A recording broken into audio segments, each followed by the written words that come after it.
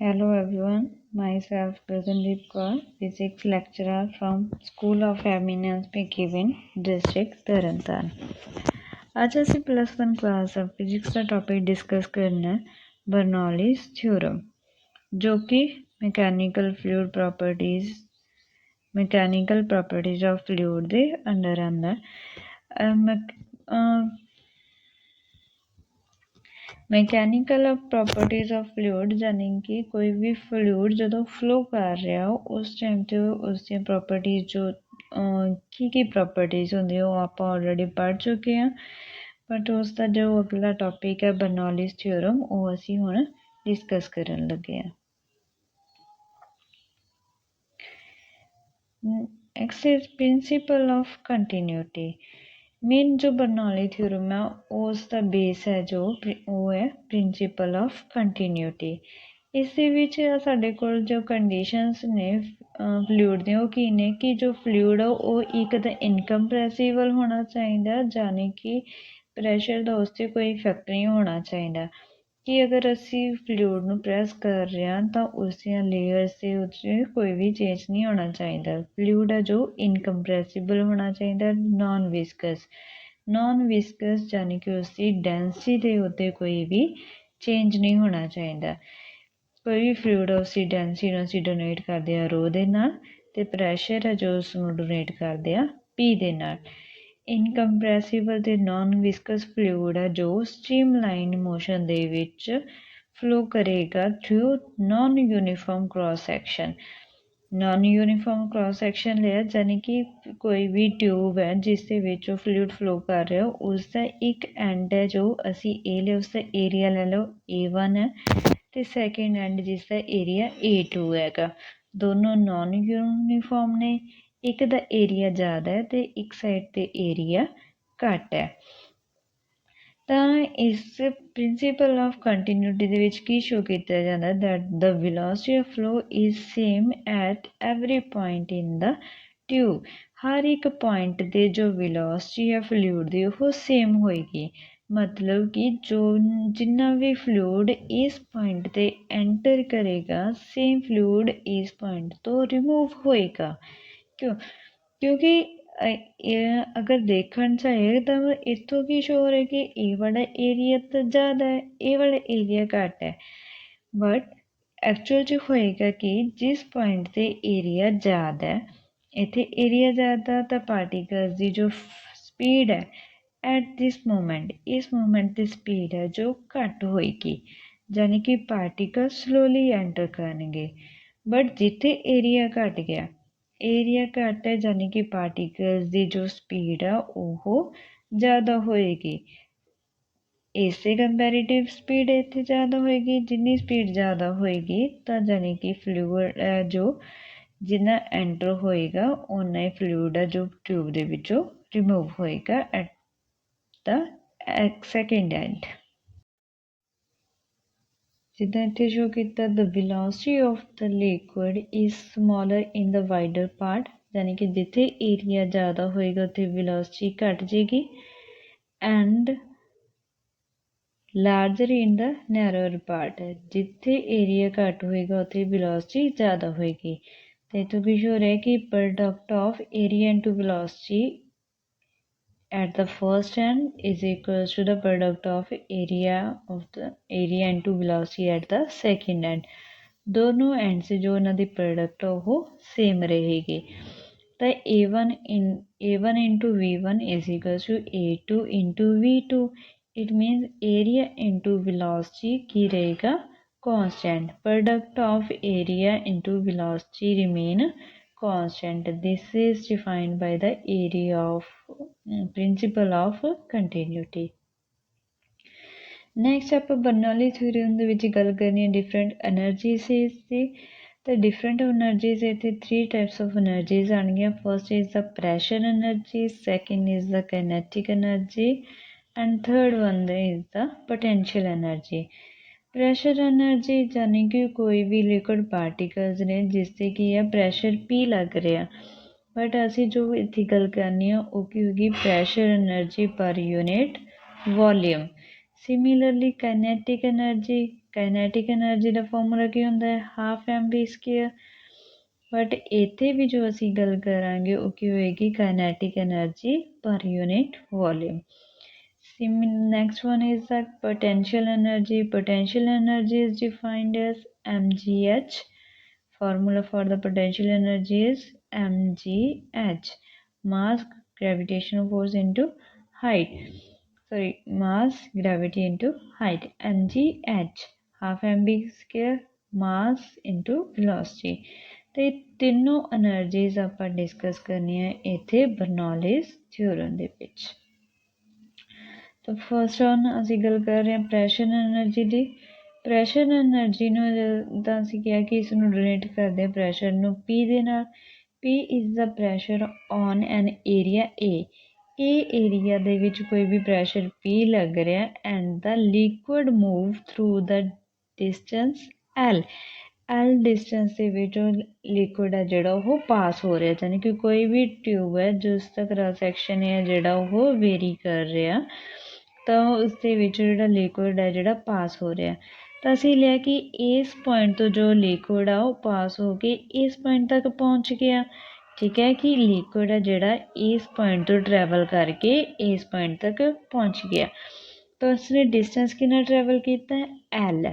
ਤਾਂ pressure energy of liquid ਕਿਸ ਤਰ੍ਹਾਂ ਡਿਫਾਈਨ ਕਰਾਂਗੇ ਉਸਨੂੰ potential energy pressure energy that is the work done ਦਾ ਫਾਰਮੂਲਾ ਕੀ ਹੁੰਦਾ force into distance। as we know the formula for pressure ਦਾ ਫਾਰਮੂਲਾ ਕੀ ਹੁੰਦਾ force upon area। ਠੀਕ ਹੈ, ਤਾਂ ਇੱਥੋਂ ਅਗਰ ਅਸੀਂ ਫੋਰਸ ਕੈਲਕੂਲੇਟ ਕਰੀਏ ਤਾਂ ਉਹ ਕੀ ਹੋ ਜਾਏਗੀ pressure into area. pressure into area, but the work done the formula ਕੀ ਹੈ force into distance। force ਦਾ formula pressure into area into distance। ਤਾਂ ਇਹ ਕਿਸ ਦਾ formula ਹੋ ਗਿਆ pressure energy the, that is P into A into L। volume of the liquid is A into L। Area into distance. Area ਨੂੰ ਕਿਸੇ ਵੀ distance ਨਾਲ ਜਦੋਂ multiply ਕਰਦੇ ਹਾਂ ਅਸੀਂ ਤਾਂ ਉਹ ਕੀ ਹੁੰਦਾ ਹੈਗਾ that is the volume। ਤਾਂ pressure energy per unit volume. Pressure energy per unit volume ਕੀ ਹੋਏਗੀ P into A into L। ਇਹ ਤਾਂ ਟੋਟਲ ਪ੍ਰੈਸ਼ਰ ਐਨਰਜੀ ਹੋ ਗਈ, ਬਟ ਆਪਾਂ ਯੂਨਿਟ ਵੋਲਿਊਮ ਦੀ ਅਗਰ ਗੱਲ ਕਰੀਏ ਤਾਂ A ਕ੍ਰੋਸ L ਦੇ ਨਾਲ ਅਸੀਂ ਉਸਨੂੰ ਡਿਵਾਈਡ ਕਰ ਦਾਂਗੇ। ਤਾਂ A ਨਾਲ A ਕੈਂਸਲ, L ਨਾਲ L cancel. The pressure energy is defined as the P। ਠੀਕ ਹੈ, ਪ੍ਰੈਸ਼ਰ ਐਨਰਜੀ ਨੂੰ ਡੋਨੇਟ ਕਰਾਂਗੇ P ਦੇ ਨਾਲ। Next is the kinetic energy. ਤਾਂ ਸਿਮਿਲਰਲੀ ਅਸੀਂ ਡਿਸਕਸ ਕਰਦੇ ਹਾਂ ਕਿ ਦੈਟ ਜੋ ਵੀ ਲਿਕੁਇਡ ਹੈ ਟਰੈਵਲ ਕਰ ਰਿਹਾ ਥਰੂ ਡਿਸਟੈਂਸ। ਲਿਕੁਇਡ ਦਾ ਮਾਸ m ਹੈ ਤੇ ਵੋਲਿਊਮ ਉਸਦੀ v ਹੈ। ਇਸ ਦੀ ਓਵਿੰਗ ਵਿਦ ਵੈਲੋਸਿਟੀ ਤਾਂ ਉਸਦੀ ਦੈਨ ਉਸਦਾ ਕਾਈਨੈਟਿਕ ਐਨਰਜੀ ਦਾ ਫਾਰਮੂਲਾ ਹਾਫ mv² ਹੁੰਦਾ। ਕੋਈ ਵੀ ਲਿਕੁਇਡ ਹੈ ਜੋ ਵੀ ਫਲੋ ਕਰ ਰਿਹਾ ਤਾਂ ਮੋਸ਼ਨ ਦੇ ਵਿੱਚ, ਤਾਂ ਫਲੂਇਡ ਪਾਰਟੀਕਲਸ ਨੇ ਮੋਸ਼ਨ ਦੇ ਵਿੱਚ, ਤਾਂ ਉਹਨਾਂ ਕੋਲ ਕਾਈਨੈਟਿਕ ਐਨਰਜੀ ਕਿੰਨੀ ਹੋਏਗੀ ਹਾਫ mv²। ਬਟ ਜਿੱਦਾਂ ਅਸੀਂ ਦੱਸਿਆ ਕਿ ਅਸੀਂ ਗੱਲ ਕਰਨੀ ਹੈ kinetic energy per unit volume. ਪਰ ਯੂਨਿਟ ਵੋਲਿਊਮ ਯਾਨੀ ਕਿ ਹਾਫ mv² ਨੂੰ ਅਸੀਂ ਡਿਵਾਈਡ ਕਰ ਦੇਣਾ ਹੈਗਾ v ਦੇ ਨਾਲ। ਹਾਫ mv² ਨੂੰ ਅਸੀਂ ਡਿਵਾਈਡ ਕਰ ਦੇਣਾ m ਦੇ ਨਾਲ, ਤਾਂ ਇੱਥੋਂ v ਦੇ ਨਾਲ ਡਿਵਾਈਡ ਕਰ ਦੇਣਾ, ਤਾਂ ਇੱਥੋਂ ਇੱਕ v ਕੈਂਸਲ ਹੋ ਜਾਣੀ ਹੈਗੀ। ਤਾਂ ਆਪਾਂ ਕੈਂਸਲ ਨਹੀਂ ਕਰਾਂਗੇ, ਹਾਫ mv² ਇਸ ਨੂੰ ਡਿਵਾਈਡ ਕਰਾਂਗੇ v ਦੇ ਨਾਲ। ਤਾਂ ਮਾਸ ਅਪੋਨ ਵੋਲਿਊਮ, ਡੈਂਸਿਟੀ ਦਾ ਸਾਨੂੰ ਫਾਰਮੂਲਾ ਪਤਾ ਹੈ, ਡੈਂਸਿਟੀ ਕੀ ਹੁੰਦੀ ਹੈ ਮਾਸ ਅਪੋਨ ਵੋਲਿਊਮ। ਤਾਂ ਅਸੀਂ ਮਾਸ ਅਪੋਨ ਵੋਲਿਊਮ ਨੂੰ ਕੀ ਲਿਖ ਲੈਣਾ ਡੈਂਸਿਟੀ ਯਾਨੀ ਕਿ ਰੋ। ਤਾਂ ਇੱਥੇ ਕਾਈਨੈਟਿਕ ਐਨਰਜੀ ਹਾਫ mv² ਦੀ ਜਗ੍ਹਾ 'ਤੇ ਅਸੀਂ ਕੀ ਲਿਖਾਂਗੇ ਹਾਫ ਰੋ v²। that is the kinetic energy of the flowing liquid ਜਾਂ ਫਿਰ fluid। ਨੈਕਸਟ ਹੈ ਸਾਡੇ ਕੋਲ ਪੋਟੈਂਸ਼ੀਅਲ ਐਨਰਜੀ। ਪੋਟੈਂਸ਼ੀਅਲ ਐਨਰਜੀ ਦਾ ਫਾਰਮੂਲਾ ਕੀ ਹੁੰਦਾ mgh। सिमिलरली सानू इत्थे जो पोटेंशियल एनर्जी चाहिदी है वो किहड़ी होएगी potential energy per unit volume ਤਾਂ ਇੱਥੇ भी ਅਸੀਂ वॉल्यूम ਦੇ ਨਾਲ डिवाइड कर देंगे दैन मास अपॉन वॉल्यूम किस ਦੇ इक्वल होएगा रो ਤਾਂ potential energy per unit volume of liquid उसकी की हो जाएगी रो जी एच ठीक है तो यानी कि उसकी हाइट है जो हो सरफेस ਦੇ ਨਾਲੋਂ h ਹਾਈਟ ਤੇ ਹੈ ਡੈਂਸਿਟੀ ਉਸਦੀ ਰੋ ਹੈ g ਇਜ਼ ਦਾ ਕੀ ਹੁੰਦੀ ਹੈ g that is the acceleration due to gravity ਜਿਸ ਦੀ constant value ਹੁੰਦੀ ਹੈ 9.8 ਮੀਟਰ ਪਰ second square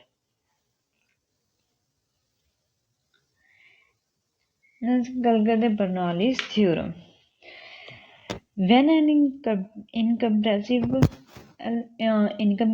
and non-viscous liquid the principle of continuity ਦੇ ਵਿੱਚ ਅਸੀਂ ਡਿਸਕਸ ਕੀਤਾ ਕਿ ਜੋ ਵੀ ਲਿਕੁਇਡ ਇਸੀ ਕੰਡੀਸ਼ਨਸ ਕੀ ਨੇ ਸੇਮ ਕੰਡੀਸ਼ਨ ਬਰਨੌਲੀ ਥਿਊਰਮ ਦੇ ਵਿੱਚ ਅਪਲਾਈ ਹੋਣਗੀਆਂ ਕਿ ਕੋਈ ਵੀ ਲਿਕੁਇਡ ਉਹ ਇਨਕੰਪਰੈਸਿਬਲ ਤੇ ਨਾਨ ਵਿਸਕਸ ਹੋਏਗਾ ਤੇ ਸਟ੍ਰੀਮਲਾਈਨ ਮੋਸ਼ਨ ਦੇ ਵਿੱਚ ਉਹ ਫਲੋ ਕਰੇਗਾ ਇੱਕ ਜਗ੍ਹਾ ਤੋਂ ਦੂਜੀ ਜਗ੍ਹਾ ਤਾਂ ਬਰਨੌਲੀ ਥਿਊਰਮ ਐਕਚੁਅਲ 'ਚ ਕਹਿੰਦੇ ਕੀ ਹੈ ਕੀ ਕਹਿ ਰਹੀ ਹੈ ਬਰਨੌਲੀ ਥਿਊਰਮ ਕੋਈ ਵੀ ਨਾਨ ਵਿਸਕਸ ਇਨਕੰਪਰੈਸਿਬਲ ਫਲੂਇਡ ਹੈ ਜੋ ਸਟ੍ਰੀਮਲਾਈਨ ਮੋਸ਼ਨ ਦੇ ਵਿੱਚ ਮੂਵ ਕਰ ਰਿਹਾ ਇੱਕ ਜਗ੍ਹਾ ਤੋਂ ਦੂਜੀ ਜਗ੍ਹਾ ਤਾਂ ਉਸ ਦਾ ਜਿਹੜਾ ਉਸਦੀ total energy per unit volume total energy ਦੇ ਵਿੱਚ ਕਿਹੜੀ ਐਨਰਜੀਜ਼ ਆਉਣਗੀਆਂ pressure energy kinetic energy and potential energy ਤਿੰਨੋਂ ਐਨਰਜੀ ਅਸੀਂ ਡਿਸਕਸ ਕੀਤੀ some of these three energies remain constant. This is the Bernoulli's principle that the sum of all energies per unit volume. Energies discuss pressure energy, kinetic energy and the potential energy. तीनों energy का sum है जो constant रहेगा. Now proof of the Bernoulli's theorem proof ਦੇ ਲਈ ਅਸੀਂ ਕੀ ਲਿਆ ਕੋਈ ਵੀ ਇੱਕ ਇਹ ਲਓ ਨੋਨ ਯੂਨੀਫਾਰਮ ਟਿਊਬ ਲਈ ਹੈ ਜਿਸ ਦਾ ਏਰੀਆ A1 x ਐਂਡ ਤੇ ਹੈ ਤੇ ਏਰੀਆ A2 ਹੈ ਐਟ ਐਂਡ y ਠੀਕ ਹੈ x ਐਂਡ ਦੀ ਜੋ ਹਾਈਟ ਹੈ ਉਹ h1 ਹੈ ਤੇ y ਐਂਡ ਦੀ ਹਾਈਟ ਹੈ ਜੋ h2 ਹੈ ਇਸ ਪਰ ਜੋ ਪਹਿਲਾਂ ਇੱਥੇ ਕੋਈ ਵੀ ਆਪਾਂ ਲਿਆ ਇੱਕ ਏਰੀਆ ਕ੍ਰਾਸ ਸੈਕਸ਼ਨ ਲਿਆ ਇਸ ਏਰੀਆ 'ਤੇ ਪ੍ਰੈਸ਼ਰ ਕਿੰਨਾ ਲੱਗ ਰਿਹਾ P1 ਲੱਗ ਰਿਹਾ ਏਰੀਆ ਦਾ A1 ਜਿਹੜੇ ਇੱਥੋਂ ਦੇ ਪਾਰਟੀਕਲਸ ਨੇ ਉਹਨਾਂ ਦੀ ਵੈਲੋਸਿਟੀ ਹੈ ਜੋ V1 ਹੈ ਉਹ ਯਾਨੀ ਕਿ ਪਾਰਟੀਕਲਸ ਇੱਧਰ ਨੂੰ ਮੂਵ ਕਰ ਰਹੇ ਨੇ ਸਿਮਿਲਰਲੀ ਪਾਰਟੀਕਲਸ ਇੱਧਰ ਮੂਵ ਕਰ ਰਹੇ ਹੈਗੇ ਠੀਕ ਹੈ ਇਹਨਾਂ 'ਤੇ ਪ੍ਰੈਸ਼ਰ ਹੈ ਜਿਹੜਾ ਉਹ P2 ਲੱਗ ਰਿਹਾ ਬਟ ਇਹ ਵਾਲੇ ਪ੍ਰੈਸ਼ਰ ਇੱਧਰ ਲੱਗ ਰਿਹਾ ਠੀਕ ਹੈ ਏਰੀਆ ਇਸਦਾ ਹਾਈ A2 ਠੀਕ ਹੈ ਤਾਂ ਇਹ ਵਾਲੇ ਆਪਾਂ ਕੋਈ ਵੀ ਇੱਕ ਟਿਊਬ ਲਈ ਆ ਜਿਸ 'ਤੇ ਪ੍ਰੈਸ਼ਰ ਹਾਈਟ ਏਰੀਆ ਵੈਲੋਸਿਟੀ ਇਹ ਚੀਜ਼ਾਂ ਅਸੀਂ ਡਿਸਕਸ ਕੀਤੀਆਂ ਹੁਣ ਜੋ ਵੀ ਲਿਕੁਇਡ ਇਸ 'ਤੇ ਲੱਗ ਰਿਹਾ ਇਸ 'ਤੇ ਜੋ ਪ੍ਰੈਸ਼ਰ ਹੈਗਾ ਠੀਕ ਹੈ ਅਲੱਗ-ਅਲੱਗ ਪੁਆਇੰਟ 'ਤੇ ਯਾਨੀ ਕਿ ਅਸੀਂ ਇੱਥੋਂ ਕੀ ਕਹਿ ਰਹੇ ਹਾਂ ਕਿ ਜਦੋਂ ਪ੍ਰੈਸ਼ਰ P1 ਇੱਧਰ ਲੱਗ ਰਿਹਾ ਇਹ ਕੀ ਕਰ ਰਹੇ ਨੇ ਪਾਰਟੀਕਲਸ ਨੂੰ ਅੱਗੇ ਫਲੋ ਕਰ ਰਹੇ ਦੇ ਵਿੱਚ ਉਹਨਾਂ ਨੂੰ ਹੈਲਪ ਕਰ ਰਹੇ ਨੇ ਤਾਂ ਜਿੰਨਾ ਪਾਰਟੀਕਲਸ ਇੱਥੋਂ ਮਤਲਬ ਕਿ ਐਂਟਰ ਹੋਏਗਾ ਸੇਮ ਪਾਰਟੀਕਲਸ ਇੱਥੋਂ ਰਿਮੂਵ ਹੋਣਗੇ ਠੀਕ ਹੈ ਅਤੇ ਇਹੀ ਚੀਜ਼ ਅਸੀਂ ਦੇਖੀ ਸੀਗੀ in the principle of continuity ਤਾਂ ਅਸੀਂ ਸਭ ਤੋਂ ਪਹਿਲਾਂ ਗੱਲ ਕਰਨੀ ਹੈਗੀ ਵਰਕ ਡਨ ਪਰ second on liquid entering the tube ਠੀਕ ਹੈ ਜੋ ਵੀ ਲਿਕੁਇਡ ਟਿਊਬ ਦੇ ਵਿੱਚ ਐਂਟਰ ਹੋ ਰਿਹਾ ਉਸ 'ਤੇ ਵਰਕ ਡਨ ਕਿੰਨਾ ਹੋਏਗਾ work done formula for the work done is force into distance जो भी पार्टिकल्स ਇੱਥੇ ਐਂਟਰ ਕਰ ਰਹੇ ਨੇ ਉਹਨਾਂ ਦੇ ਫੋਰਸ ਕਿੰਨੀ ਲੱਗੇਗੀ ਪ੍ਰੈਸ਼ਰ ਇਨਟੂ ਏਰੀਆ ਇਹ ਚੀਜ਼ ਆਪਾਂ ਆਲਰੇਡੀ ਡਿਸਕਸ ਕੀਤੀ ਹੈ ਕਿ ਫੋਰਸ ਦਾ ਫਾਰਮੂਲਾ ਕੀ ਹੋਏਗਾ pressure into area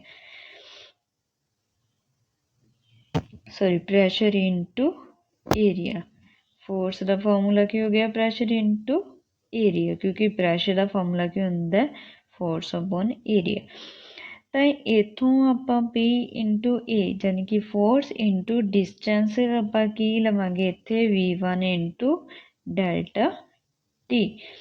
delta T ਆਪਾਂ ਕਿਉਂ ਲਿਆ ਨਾਲ, ਕਿਉਂਕਿ ਜੋ ਵੀ ਪਾਰਟੀਕਲਸ ਇੱਥੋਂ ਐਂਟਰ ਕਰ ਰਹੇ ਨੇ, ਠੀਕ ਹੈ, ਇੱਥੇ ਉਹਨਾਂ ਦੀ ਵੈਲੋਸਿਟੀ ਆ ਜੋ ਉਹ ਕੀ ਹੈ V1 ਉਹਨਾਂ ਦੀ ਵੈਲੋਸਿਟੀ ਹੈ, ਠੀਕ ਹੈ। ਕੋਈ ਵੀ ਪਾਰਟੀਕਲ ਜਦੋਂ ਇੱਥੇ ਹੈ ਇੱਥੋਂ ਫਲੋ ਕਰ ਰਹੇ ਨੇ ਉਹਨਾਂ ਦੀ ਵੈਲੋਸਿਟੀ V1 ਹੈ, ਠੀਕ ਹੈ। ਐਟ ਟਾਈਮ ਡੈਲਟਾ T ਕੋਈ ਵੀ ਇੱਕ ਅਸੀਂ ਵਿਚਕਾਰ ਟਾਈਮ ਲਿਆ, ਡੈਲਟਾ T ਟਾਈਮ ਲਿਆ, ਤਾਂ ਉਸ ਟਾਈਮ ਦੇ ਆ ਕੇ ਉਹਨਾਂ ਦੀ ਵੈਲੋਸਿਟੀ ਹੈ ਜਿਹੜੀ ਉਹ V1 ਹੈ। ਤਾਂ ਕਿੰਨਾ ਡਿਸਟੈਂਸ ਟਰੈਵਲ ਕਰਨਗੇ, ਵੈਲੋਸਿਟੀ ਦਾ ਫਾਰਮੂਲਾ ਕੀ ਹੁੰਦਾ, ਡਿਸਟੈਂਸ ਅਪੋਨ ਟਾਈਮ। ਤਾਂ ਜਦੋਂ ਅਸੀਂ ਡਿਸਟੈਂਸ ਕੈਲਕੂਲੇਟ ਕਰਨਾ ਹੋਏਗਾ ਤਾਂ ਉਹ ਕੀ ਹੋਏਗਾ V1 into delta T। Clear. ਤਾਂ ਇੱਥੇ ਡਿਸਟੈਂਸ ਕਿੰਨਾ ਟਰੈਵਲ ਕਰ ਰਹੇ ਨੇ V1 into delta T include ਹੋਏਗਾ ਨਾਲ ਇੱਥੇ। ਇਹ ਹੋ ਗਿਆ first end at end X. Similarly ਜਿੰਨਾ ਅਸੀਂ ਕਿਹਾ ਕਿ ਆਰਟੀਕਲ ਐਂਟਰ ਹੋਣਗੇ ਓਨੇ ਹੀ ਰਿਮੂਵ ਹੋ ਰਹੇ ਨੇ, ਠੀਕ ਹੈ। ਤਾਂ ਸੇਮ ਇੱਥੇ ਆ ਜਾਏਗਾ P2 A2 V2 into delta T। Clear. Now net work done, ਠੀਕ ਹੈ, ਜੋ ਵੀ ਵਰਕ ਡਨ ਕਿੰਨਾ ਹੋਏਗਾ, ਤਾਂ ਨੈਟ ਵਰਕ ਡਨ ਆਪਾਂ ਕੀ ਕਵਾਂਗੇ ਕਿ ਜੋ ਵੀ ਪਾਰਟੀਕਲਸ ਨੇ ਇੱਥੋਂ ਇੱਧਰ ਨੂੰ ਜਾ ਰਹੇ ਹੈਗੇ ਉਹਨਾਂ 'ਤੇ ਵਰਕ ਡਨ ਹੈ ਜਿਹੜਾ ਇੱਧਰ ਲੱਗ ਰਿਹਾ, ਠੀਕ ਹੈ। ਅਤੇ ਇੱਧਰੋਂ ਜਿਹੜਾ ਵਰਕ ਡਨ ਆ ਉਹ ਪਾਰਟੀਕਲਸ ਇੱਧਰ ਲੱਗ ਰਹੇ, ਯਾਨੀ ਕਿ ਇੱਥੇ ਇੱਕ ਤਰ੍ਹਾਂ ਨਾਲ ਇਨਰਸ਼ੀਆ ਮਿਲ ਰਿਹਾ ਉਹਨਾਂ ਨੂੰ, ਠੀਕ ਹੈ। ਪਾਰਟੀਕਲਸ ਅੱਗੇ ਜਾਣਾ ਨਹੀਂ ਚਾਹੁੰਦੇ ਹੈਗੇ, ਠੀਕ ਹੈ, ਯਾਨੀ ਕਿ ਇਹ ਵਾਲੇ ਪਾਰਟੀਕਲਸ ਉਹਨਾਂ ਨੂੰ ਰੋਕ ਰਹੇ ਨੇ ਅੱਗੇ ਜਾਣ ਤੋਂ, ਪਰ ਫਿਰ ਵੀ ਉਹ ਜਾ ਰਹੇ ਨੇ, ਠੀਕ ਹੈ। ਯਾਨੀ ਕਿ ਵਰਕ ਡਨ W1 ਇੱਧਰ ਨੂੰ ਲੱਗ ਰਿਹਾ ਅਤੇ W2 ਕੀ ਆ ਉਹ ਇੱਧਰ ਨੂੰ ਲੱਗ ਰਿਹਾ। ਇੱਧਰ ਵਾਲੇ ਪਾਰਟੀਕਲਸ ਰੋਕਣ ਦੀ ਕੋਸ਼ਿਸ਼ ਕਰ ਰਹੇ ਨੇ, ਠੀਕ ਹੈ, ਨੈਗੇਟਿਵ ਵਰਕ ਡਨ। ਤਾਂ ਆਪਣਾ ਨੈਟ ਵਰਕ ਡਨ ਕਿੰਨਾ ਹੋ ਜਾਏਗਾ W1 minus W2। Net work done is W minus W2। ਤਾਂ W1 ਕੀ ਆ P1 A1 V1 delta T ਅਤੇ W2 ਕੀ ਆ P2 A2 V2 delta T। ਦੋਨਾਂ ਨੂੰ ਮਾਈਨਸ ਕਰੋਗੇ ਤਾਂ ਹੁਣ ਇੱਕ ਚੀਜ਼ ਹੋਰ ਦੇਖਾਂਗੇ ਕਿ ਆਪਾਂ ਕੀ ਕਹਿ ਰਹੇ ਪ੍ਰਿੰਸੀਪਲ ਆਫ ਕੰਟੀਨਿਊਟੀ 'ਚ ਕਿਹਾ ਕਿ ਜਿੰਨਾ ਲਿਕੁਇਡ ਐਂਟਰ ਹੋ ਰਿਹਾ ਓਨਾ ਹੀ ਲੀਵ ਹੋ ਰਿਹਾ, ਯਾਨੀ ਕਿ ਉਸਦੀ ਵੋਲੀਊਮ ਹੈ ਜੋ ਵੋਲੀਊਮ ਕੀ ਹੋਏਗੀ area into distance. Distance area ਕੀ ਹੈ A1, ਡਿਸਟੈਂਸ ਕੀ ਹੈ V1 ਡੈਲਟਾ T, ਠੀਕ ਹੈ। ਅਤੇ ਇੱਧਰ ਵੀ ਕੀ ਹੋ ਜਾਏਗਾ A2 V2 ਡੈਲਟਾ T ਦੋਨੋਂ ਇਕੁਅਲ ਹੋਣਗੇ, ਠੀਕ ਹੈ। ਦੈਟ ਇਜ਼ ਇਕੁਅਲਸ ਟੂ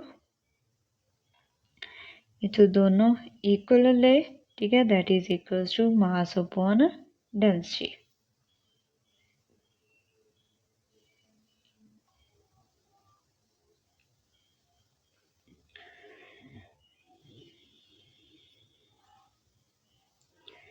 ਠੀਕ ਹੈ। ਤਾਂ ਸਿਮਿਲਰਲੀ ਇਹ ਚੀਜ਼ ਉੱਥੇ V1 ਡੈਲਟਾ T ਇਨਕਲੂਡ ਕਰਕੇ ਆਪਾਂ ਬਣਾਈ ਹੈ ਨੈਕਸਟ, ਠੀਕ ਹੈ। ਨੈਟ ਵਰਕ ਡਨ ਕਿਸ ਦੇ ਇਕੁਅਲ ਹੋ ਗਿਆ, ਤਾਂ mass is equals to mass, ਆਪਾਂ ਨੂੰ ਪਤਾ ਮਾਸ ਦਾ ਫਾਰਮੂਲਾ ਕੀ ਹੁੰਦਾ, mass is equals to density into volume, ਠੀਕ ਹੈ। ਵੋਲੀਅਮ ਕੀ ਹੋ ਗਿਆ ਏਰੀਆ ਇੰਟੂ ਡਿਸਟੈਂਸ। ਤਾਂ ਮਾਸ ਦਾ ਫਾਰਮੂਲਾ ਕੀ ਹੋ ਗਿਆ mass is equals to density into area into volume. ਤਾਂ ਇਹ ਵੀ ਡੈਲਟਾ T ਦੀ ਵੈਲਿਊ ਹੈ ਜਿਹੜੀ ਉਹ ਕਿਸ ਦੇ ਇਕੁਅਲ ਹੋ ਜਾਏਗੀ ਮਾਸ ਅਪੋਨ ਡੈਂਸਿਟੀ, ਜੋ ਟਰਮ ਆ ਇੱਥੇ ਉੱਪਰ ਲਿਖੀ ਹੋਈ ਹੈ। ਕਲੀਅਰ।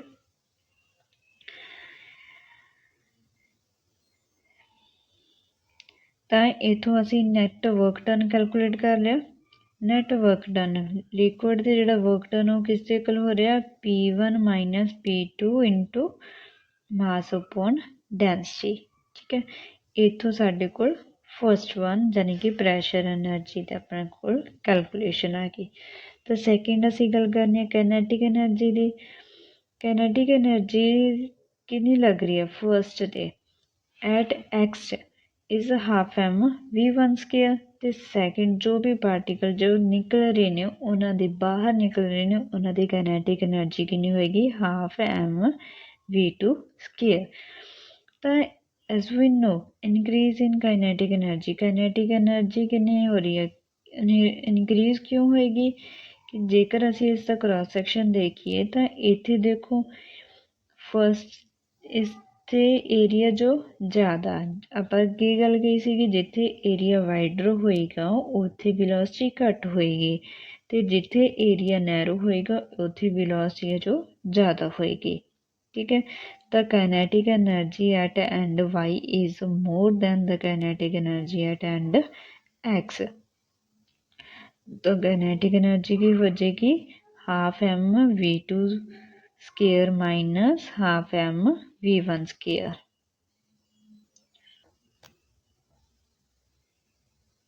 नेक्स्ट असी डिस्कस करना potential energy. Potential energy of liquid at X end ते उसकी पोटेंशियल एनर्जी की होगी mg(h1) h1 क्योंकि उसकी हाइट h1 है एक्स पॉइंट ते ठीक है ते वाई एंड ते उसकी हाइट है जो h2 है। ठीक है तो डिक्रीज इन पोटेंशियल एनर्जी जो डिक्रीज हो रही है वो कितनी होएगी mg(h1) यानी कि फर्स्ट पॉइंट ते जो एक्स पॉइंट ते उसकी एनर्जी ज़्यादा सी बाद च वाई पॉइंट ते उसकी एनर्जी घट गई। ठीक है तो उसनों आप की लिख रहेंगे mg(h1 माइनस h2) यानी कि decrease in potential energy decrease क्यों हो रही है देखो इतने देख के पता चल रहा है कि जो एक्स एंड है उससे हाइट ज़्यादा है तो सानू पता है जिन्नी हाइट ज़्यादा होएगी पोटेंशियल एनर्जी उन्नी ज़्यादा होएगी तो जिथे हाइट घट गई उत्थे पोटेंशियल एनर्जी घट गई इत्थे की सी काइनेटिक एनर्जी घट। ठीक है काइनेटिक एनर्जी है जिहड़ी घट सी ते पोटेंशियल एनर्जी ज़्यादा सी बट वाई एंड ते की होएगी काइनेटिक एनर्जी घट जाएगी सॉरी काइनेटिक एनर्जी वध जाएगी तो पोटेंशियल एनर्जी है जो घट जाएगी तो आप कह सकते हैं कि पोटेंशियल एनर्जी है जी कन्वर्ट हो रही है काइनेटिक एनर्जी दे विच। क्लियर ठीक है तो काइनेटिक एनर्जी की हो रही है एक्स एंड तो वाई एंड तक इनक्रीज हो रही है तो पोटेंशियल एनर्जी है जी घटी जा रही हैगी तो नैट काइनेटिक एनर्जी इनक्रीज हो रही है तो नैट पोटेंशियल एनर्जी है जो डिक्रीज हो रही है।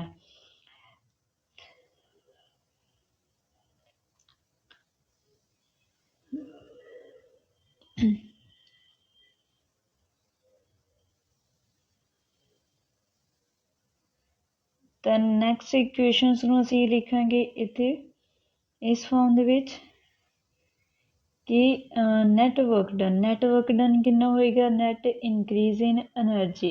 ठीक है यानी कि एनर्जीज दे विच जिन्ना भी चेंज आ रहा जां एनर्जी जिहड़ी इनक्रीज हो रही है उसनूं ही आपां नैट वर्क डन बोल रहे हैं। तो वर्क डन कितना सी P1 minus P2 m/ρ is equals to kinetic energy जो इनक्रीज हो रही है। ठीक है तो आपां ज़्यादा वैल्यू दे विचों अगर स्मॉल वैल्यू घटा रहे हैं ठीक है तो वो की होएगी अपने को रिजल्ट पॉजिटिव आएगा। ठीक है तो पॉजिटिव रिजल्ट यानी कि इनक्रीज इन एनर्जी शो कर रहा है change in kinetic energy minus change in potential energy P1 minus P2 is equals to तो इतों सारे दे विचों अगर देखो तो इधर मास है जिहड़ा इन्हों दोनों दे विचों कॉमन लिया। ठीक है मास कॉमन लिया तो एम नाल एम कैंसल हो गया तो इस इक्वेशन दे विचों जिहड़ा मास है वो खत्म हो गया।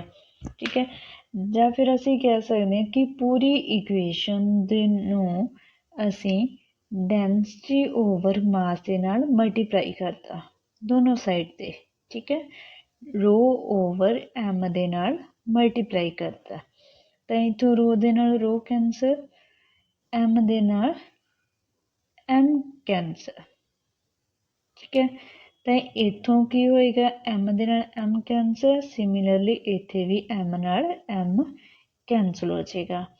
तो इक्वेशन च इत्थे की बचया P1 minus P2 is equals to half ए वाला रो जिहड़ा इत्थे मल्टीप्लाई हो गया rho V2 square minus V1 square minus इत्थे भी रो मल्टीप्लाई हो गया तो एम खत्म हो गया रो जी H1 माइनस H2, ठीक है। तो हुण की करो जो भी 1 वाली टर्म्स ने उन्होंने एक साइड ते लै जाओ तो 2 वाली टर्म्स ने जिहड़ियां उन्होंने सैकेंड साइड लै जाओ। P1 इधरों आ जाएगी हाफ रो V1 स्केयर इधर माइनस का सी ते इधर आके प्लस तो हो गया। सिमिलरली इधर माइनस रो जी H1 माइनस का सी ते इधर आके की हो गया प्लस तो हो गया। इधर जो P2 वाली टर्म्स हैं P2 माइनस का सी इधर आके प्लस तो हो गया। Half rho V2 square already plus था तो प्लस ही रहेगा इधर, तो रो GH2 ये भी ऑलरेडी प्लस का है तो इधर प्लस ही रहेगा। तो इथों देखो कि जो फर्स्ट यानी कि आप कह सकते हैं कि पार्टिकल फर्स्ट पार्टिकल की प्रैशर एनर्जी इतनी किहड़ी है प्रैशर एनर्जी काइनेटिक एनर्जी ते पोटेंशियल एनर्जी जिन्नी फर्स्ट पार्टिकल दी है सिमिलरली वो की होएगी सैकेंड पार्टिकल्स दे सम दे इक्वल होएगी। तो इतों क्या कहा जा सकता है कि sum of all energies potential energy kinetic energy and sum of all energy इतनी की pressure energy kinetic energy and potential energy remain constant. This is the Bernoulli's equation.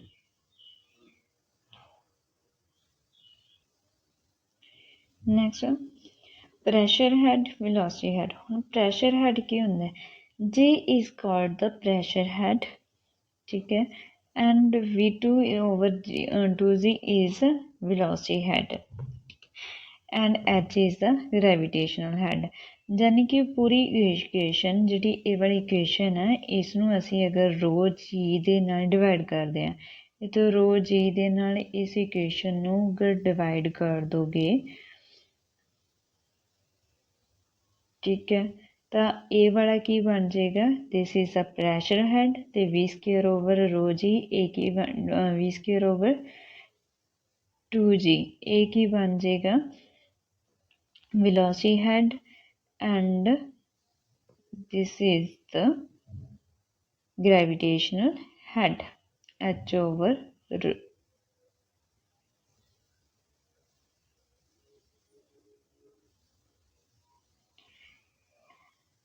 H की अवस्था gravitational head।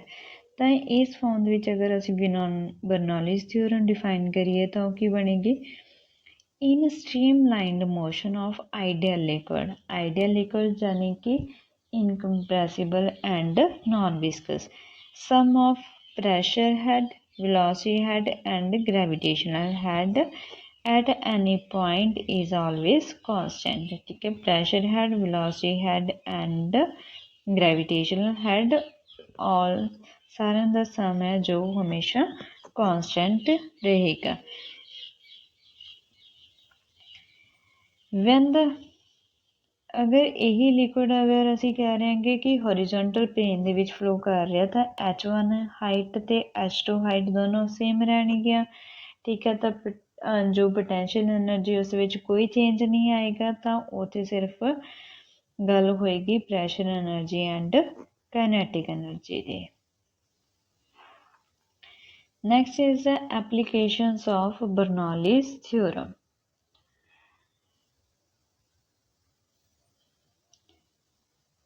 एप्लीकेशन जो Bernoulli theorem है Bernoulli theorem का actually की कह रहे हैं कि lift off an aircraft wing, ठीक है, कोई भी एयरक्राफ्ट यानी कि कोई भी जहाज है वो अगर मूव कर रहा है तो उसके विच भी आप बर्नौली थ्योरम अप्लाई कर रहे हैं। ब्लोइंग ऑफ रूफ्स कई बार हनेरी के दौरान की होंदा घरां दी छत्तां उड़ जांदियां ने, ਇਹ ਕਿਉਂ ਹੁੰਦਾ ਹੈ? ਇਹ ਸਭ ਬਿਕੋਜ਼ ਆਫ ਦਾ ਬਰਨੌਲੀਜ਼ ਥਿਊਰਮ ਉੱਥੇ ਅਪਲਾਈ ਹੋ ਰਹੀ ਹੈ। ਠੀਕ ਹੈ, ਬਰਨੌਲੀ ਥਿਊਰਮ ਕਰਕੇ ਨਹੀਂ ਹੁੰਦਾ ਤਾਂ ਹਵਾ ਕਰਕੇ ਹੀ ਹੈ, ਬਟ ਉਸ ਪੁਆਇੰਟ 'ਤੇ ਬਰਨੌਲੀ ਥਿਊਰਮ ਉੱਥੇ ਅਪਲਾਈ ਹੁੰਦੀ ਹੈ। ਤਾਂ ਇਹ ਦੇਖੋ ਕਿ ਕੋਈ ਵੀ ਹੈ ਜਦੋਂ ਏਅਰ ਤੋਂ ਫਲੋ ਕਰ ਰਿਹਾ, ਠੀਕ ਹੈ, ਜਿਸ ਦੀ ਵੈਲੋਸਿਟੀ ਜ਼ਿਆਦਾ, ਜਿੰਨੀ ਵੈਲੋਸਿਟੀ ਜ਼ਿਆਦਾ ਹੋਏਗੀ ਉੱਥੇ ਉਹਨਾਂ ਪ੍ਰੈਸ਼ਰ ਘੱਟ ਜਾਏਗਾ। ਠੀਕ ਹੈ, ਜਾਣੀ ਕਿ ਘਰ ਦੀ ਛੱਤ ਦੇ ਉੱਪਰ ਜਦੋਂ ਤੇਜ਼ ਹਵਾਵਾਂ ਚੱਲ ਰਹੀਆਂ ਨੇ ਤਾਂ ਉੱਥੇ ਪ੍ਰੈਸ਼ਰ ਹੈ ਜਿਹੜਾ ਘੱਟ ਜਾਏਗਾ, ਬਟ ਅਗਰ ਘਰ ਦੇ ਅੰਦਰ ਦੀ ਗੱਲ ਕਰੀਏ ਤਾਂ ਉੱਥੇ ਦਾ ਪ੍ਰੈਸ਼ਰ ਜ਼ਿਆਦਾ ਹੈਗਾ। ਅਤੇ ਸਾਨੂੰ ਪਤਾ ਕੋਈ ਵੀ ਪਾਰਟੀਕਲ ਹੈ ਉਹ ਕਿੱਧਰ ਮੂਵ ਕਰਦਾ, from high pressure to lower pressure. ਤਾਂ ਜੋ ਵੀ ਇੱਥੇ ਉਹਨਾਂ ਦੇ ਰੂਲਸ ਨੇ ਉਹ ਕੀ ਹੋ ਜਾਣਗੇ, ਉਸ ਦੇ ਨਾਲੋਂ ਅਲੱਗ ਹੋ ਜਾਣਗੇ। ਇਹ ਤਾਂ ਉਸ ਇੱਥੋਂ ਆਪਣੀ ਜਗ੍ਹਾ ਤੋਂ ਡਿਸਪਲੇਸ ਹੋ ਜਾਣਗੇ। ਠੀਕ ਹੈ, ਇਹ ਜੋ ਐਪਲੀਕੇਸ਼ਨ ਇਸ ਦੇ ਨਾਲ ਹੀ ਸਾਡੇ ਕੋਲ ਹੋਰ ਵੀ ਨੇ। ਲਿਫਟ ਆਫ ਏਅਰਕ੍ਰਾਫਟ ਵੀ ਜੋ ਉਸਦੀ ਜੋ ਸ਼ੇਪ ਆ ਉਹ ਇੱਦਾਂ ਦੀ ਬਣਾਈ ਜਾਂਦੀ ਹੈ ਕਿ ਉਸਦੇ ਜਿਹੜੇ ਅਪਰ ਪਾਰਟਸ ਨੇ ਉਸ 'ਤੇ ਜਿਹੜਾ ਪ੍ਰੈਸ਼ਰ ਹੈਗਾ ਉਹ ਘੱਟ ਹੋਵੇ, ਪ੍ਰੈਸ਼ਰ ਨੇ ਉੱਪਰ ਘੱਟ ਹੋਏ ਅਤੇ ਨੀਚੇ ਪ੍ਰੈਸ਼ਰ ਜ਼ਿਆਦਾ ਹੋਵੇ। ਜਿੰਨਾ ਪ੍ਰੈਸ਼ਰ ਨੀਚੇ ਜ਼ਿਆਦਾ ਹੋਏਗਾ ਤਾਂ ਏਅਰ ਵੈਲੋਸਿਟੀ ਹੈ ਜਿਹੜੀ ਉੱਥੇ ਏਅਰ ਪਾਰਟੀਕਲਸ ਦੀ ਘੱਟ ਹੋਏਗੀ, ਅਤੇ ਜਿੱਥੇ ਪ੍ਰੈਸ਼ਰ ਘੱਟ ਹੋਏਗਾ ਉੱਥੇ ਵੈਲੋਸਿਟੀ ਜ਼ਿਆਦਾ ਹੋਏਗੀ। ਠੀਕ ਹੈ, ਵੈਲੋਸਿਟੀ ਜ਼ਿਆਦਾ, ਪ੍ਰੈਸ਼ਰ ਘੱਟ ਗਿਆ, ਅਤੇ ਵੈਲੋਸਿਟੀ ਘੱਟ ਅਤੇ ਪ੍ਰੈਸ਼ਰ ਜ਼ਿਆਦਾ ਹੋ ਗਿਆ ਤਾਂ as we know particle move from high pressure to lower pressure. ਤਾਂ ਏਅਰਕ੍ਰਾਫਟ ਹੈ ਜਿਹੜਾ ਉਹ ਅਪਰ ਡਾਇਰੈਕਸ਼ਨ ਯਾਨੀ ਕਿ ਉੱਪਰ ਜਿਹੜਾ ਉਹ ਮੂਵ ਕਰੇਗਾ।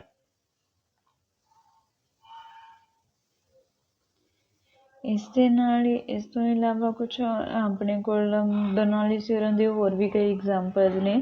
ਜਿੱਦਾਂ ਕੋਈ ਵੀ ਦੋ ਪੇਪਰ ਲਓ, ਪਲੇਨ ਪੇਪਰਸ, ਠੀਕ ਹੈ, ਸੋਰੀ ਨਾਟ ਓਨਲੀ ਪਲੇਨ, ਕੋਈ ਵੀ ਪੇਪਰ ਲਓ, ਦੋ ਪੇਪਰਸ ਲਏ ਅਸੀਂ ਹੱਥ 'ਚ ਪਕੜੇ ਉਹਨਾਂ ਨੂੰ, ਅਗਰ ਅਸੀਂ ਉਹਨਾਂ ਦੇ ਵਿਚਕਾਰੋਂ ਏਅਰ ਬਲੋ ਕਰ ਰਹੇ ਹਾਂ ਯਾਨੀ ਕਿ ਉੱਥੇ ਪਾਰਟੀਕਲਸ ਦੀ ਜਿਹੜੀ ਸਪੀਡ ਵੱਧ ਗਈ ਤਾਂ ਪ੍ਰੈਸ਼ਰ ਉੱਥੇ ਘੱਟ ਜਾਏਗਾ, ਬਟ ਬਾਹਰ ਪ੍ਰੈਸ਼ਰ ਕੀ ਹੈ, ਜ਼ਿਆਦਾ, ਤਾਂ ਹਾਈ ਟੂ ਲੋ ਯਾਨੀ ਕਿ ਪੇਪਰ ਨੇ ਜਿਹੜੇ ਦੋਨੋਂ ਆਪਸ ਦੇ ਵਿੱਚ ਇੱਕ ਦੂਜੇ ਵੱਲ ਅਟਰੈਕਟ ਹੋਣਗੇ। ਪੇਪਰਸ ਲੈ ਸਕਦੇ ਹਾਂ, ਇੱਥੇ ਅਸੀਂ ਬੈਲੂਨਸ ਲੈ ਸਕਦੇ ਹਾਂ। ਇੱਦਾਂ ਹੋਰ ਵੀ ਕਈ ਚੀਜ਼ਾਂ ਦੇ ਨਾਲ ਅਸੀਂ ਇਹ ਚੀਜ਼ ਸੇਮ ਐਕਸਪੈਰੀਮੈਂਟ ਕਰ ਸਕਦੇ ਹੈਗੇ ਕਿ ਜੋ ਏਅਰ ਪਾਰਟੀਕਲਸ ਨੇ ਉਹ ਕਿੱਧਰ ਮੂਵ ਕਰਨਗੇ, from high pressure to low pressure. ਇੱਥੇ ਸਭ ਜਗ੍ਹਾ 'ਤੇ ਕਿਹੜੀ ਥਿਊਰਮ ਅਪਲਾਈ ਹੋ ਰਹੀ ਹੈ, ਬਰਨੌਲੀਜ਼ ਥਿਊਰਮ ਜਾਂ ਫਿਰ ਬਰਨੌਲੀਜ਼ ਲਾਅ ਆਪਾਂ ਅਪਲਾਈ ਕਰ ਰਹੇ ਇੱਥੇ। ਬਰਨੌਲੀ ਥਿਊਰਮ ਦੇ ਜੋ ਐਪਲੀਕੇਸ਼ਨ ਜਿੰਨੀਆਂ ਵੀ ਉਸਦੇ ਯੂਜ਼ਿਸ ਨੇ, ਉਸ ਤੋਂ ਇਲਾਵਾ ਉਸਦੀਆਂ ਕੁਛ ਲਿਮੀਟੇਸ਼ਨਸ ਨੇ।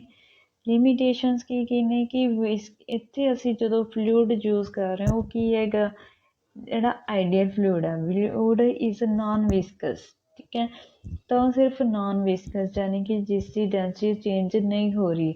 ਅਗਰ ਅਸੀਂ ਵਿਸਕਸ ਫਲੂਇਡ ਲੈ ਕੇ ਜਾ ਰਹੇ ਹੈਗੇ ਜਿਸ ਦੀ ਡੈਂਸਿਟੀ ਚੇਂਜ ਹੋ ਰਹੀ ਹੈਗੀ, ਠੀਕ ਆ, ਉੱਥੇ ਬਰਨੌਲੀ ਥਿਊਰਮ ਹੈ ਜਿਹੜੀ ਵੈਲਿਡ ਨਹੀਂ ਹੋਏਗੀ। ਜਾਂ ਲਿਕੁਇਡ ਹੈ ਜਿਹੜਾ ਉਹ ਸਿਰਫ ਇਨਕੰਪਰੈਸੀਬਲ ਹੀ ਹੋਣਾ ਚਾਹੀਦਾ। ਅਗਰ ਕੰਪਰੈਸੀਬਲ ਲਿਕੁਇਡ ਹੋਏਗਾ ਤਾਂ ਵੀ ਉਸਦੇ ਰਿਜ਼ਲਟ ਚੇਂਜ ਹੋਣਗੇ। ਸਟ੍ਰੀਮ ਲਾਈਨ ਫਲੋ ਹੀ ਇੱਥੇ ਅਪਲਾਈ ਹੋ ਰਿਹਾ, ਬਟ ਅਗਰ ਸਟ੍ਰੀਮ ਲਾਈਨ ਦੀ ਜਗ੍ਹਾ 'ਤੇ ਅਸੀਂ ਟਰਬੂਲੈਂਟ ਫਲੋ ਲੈ ਰਹੇ ਹਾਂ ਤਾਂ ਉੱਥੇ ਵੀ ਬਰਨੌਲੀ ਥਿਊਰਮ ਹੈ ਜਿਹੜੀ ਅਪਲਾਈ ਨਹੀਂ ਹੋ ਸਕਦੀ। ਠੀਕ ਹੈ, ਅਤੇ ਇੱਕ ਲਾਸਟ ਕੰਡੀਸ਼ਨ ਕੀ ਹੈ, ਦ ਫਲੂਇਡ ਇਜ਼ ਇਰੋਟੇਸ਼ਨਲ ਯਾਨੀ ਕਿ ਫਲੂਇਡ ਹੈ ਜਿਹੜਾ ਉੱਥੇ ਰੋਟੇਸ਼ਨਸ ਨਹੀਂ ਹੋਣੀਆਂ ਚਾਹੀਦੀਆਂ। ਫਲੂਇਡ ਹੈ ਜਿਹੜਾ ਸਟ੍ਰੇਟ ਲਾਈਨ ਦੇ ਵਿੱਚ ਮੂਵ ਹੋਣਾ ਚਾਹੀਦਾ ਅਗਰ ਅਸੀਂ ਉੱਥੇ ਬਰਨੌਲੀਜ਼ ਲਾਅ ਅਪਲਾਈ ਕਰ ਰਹੇ ਹਾਂਗੇ। ਇੰਨੀ ਯਾਨੀ ਕਿ ਅਸੀਂ ਇਹ ਕਹਿ ਸਕਦੇ ਕਿ ਇਹ ਕੁਛ ਕੁ ਲਿਮੀਟੇਸ਼ਨਸ ਨੇ ਬਰਨੌਲੀਜ਼ ਥਿਊਰਮ ਦੀਆਂ। ਅਦਰਵਾਈਜ਼ ਇਹਨਾਂ ਲਿਮੀਟੇਸ਼ਨਸ ਤੋਂ ਇਲਾਵਾ ਡੇਲੀ ਲਾਈਫ ਦੇ ਵਿੱਚ ਸਾਡੇ ਕੋਲ ਬਹੁਤ ਐਗਜ਼ਾਮਪਲਸ ਮਿਲ ਜਾਂਦੀਆਂ ਜਿੱਥੇ ਅਸੀਂ ਬਰਨੌਲੀਜ਼ ਥਿਊਰਮ ਅਪਲਾਈ ਕਰਦੇ ਹਾਂ। ਹੋਪ ਸੋ ਤੁਹਾਨੂੰ ਅੱਜ ਦਾ ਲੈਕਚਰ ਇੰਟਰਸਟਿੰਗ ਲੱਗਾ ਹੋਏਗਾ। And thanks for watching.